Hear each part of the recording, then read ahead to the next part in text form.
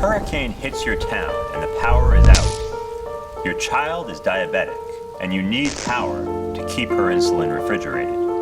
You're desperate. But perhaps you're in luck. I have an electrical generator that I'm willing to sell you, and you have the $800 that generators like mine typically cost. The only problem is, I don't want to sell it to you for $800. I want $1,300. Now, as it turns out, my offer would be illegal in a majority of U.S. states, about 34 of which have statutes that prohibit price gouging, a practice that's usually defined as raising prices on certain kinds of goods to an unfair or excessively high level during an emergency. So there's really no question about what the law would do to me if I made an offer like this to you. But even if the law is clear, the moral status of price gouging is not. Is price gouging always immoral? And whether it is or not, should it be illegal? Let's look at the question of morality first. Is asking $1,300 for the generator morally wrong? Of course, you'd rather buy it from me for $800, but there are 3 reasons why my charging a higher price isn't obviously wrong.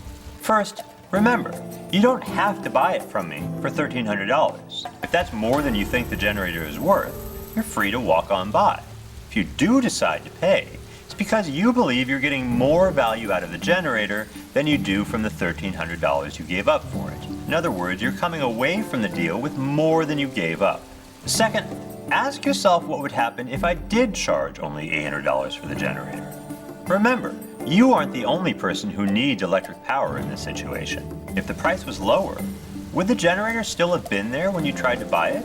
Or would someone else have snatched it up before you ever had a chance? This leads directly to the third point, which is that high prices do more than just line sellers' pockets. They also affect how buyers and sellers behave. For buyers, high prices reduce demand and encourage conservation.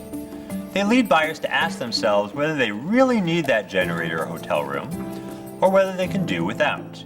And by doing so, they allow at least some of those resources to be conserved for other people who might need them more and therefore are willing to pay more. And for sellers, high prices encourage people to bring more goods to where they're needed. If generators can be bought in an area not affected by the hurricane for $800, and resold later for $1,300, that creates a profit incentive for people to bring generators from where they're less needed to where they're more needed, to get them to where they'll do more good for people who need them most. All of this leads to a surprising conclusion. Even someone who can't afford to pay $1,300 for a generator benefits from a system in which sellers are allowed to charge that price. That's because the profit motive that system creates encourages competition, which increases supply, and ultimately drives down prices to a more affordable level for everyone. Now, it's true that when price gouging is legal, some people won't be able to afford the higher prices that result. But ask yourself, what alternative institutions would do better? When price gouging is prohibited, goods usually go to whoever shows up first. If you care about distributive justice, is that really a better system?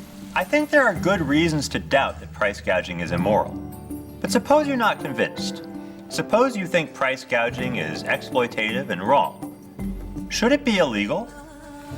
The answer, even if we assume that price gouging is immoral, is almost certainly that it should not be illegal.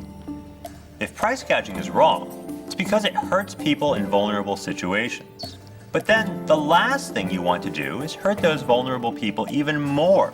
Remember, the only reason price gouging occurs is because a disaster causes demand for certain goods to go up or supply to go down, with the result that there isn't enough stuff to go around.